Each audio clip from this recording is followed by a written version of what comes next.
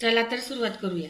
मी इथे 1 कप मुगाची डाळ घेतलेली आहे, 1 ग्लास पाणी टाकलेले आहे, शिजायला ठेवून दिली आहे। आता आपण बाकीची तयारी करू। अशा प्रकारे मुगाची डाळ शिजत आहे।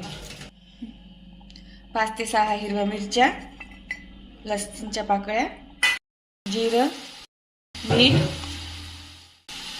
कोथिंबीर।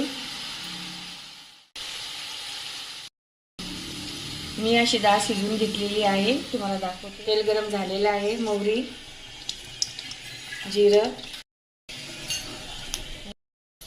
वाटलेलं तिखट।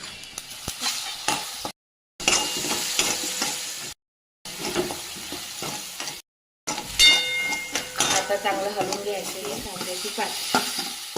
हे आपली कांद्याची पात। आता आपण याच्यामध्ये शिजवलेली डाळ घालू। मी डाळ टाकलेली आहे, आता मी याला मिक्स करते। आता ही आपली डाळ, आता आपल्या डाळीला 2 ते 3 मिनिटं शिजून घेऊया। आता आपली पातपासून बनलेली डाळ तयार झालेली आहे। लाईक करा, शेअर करा। तुम्हाला जर ही रेसिपी आवडली असेल तर नक्की ट्राय करा आणि प्लीज मला सपोर्ट करा।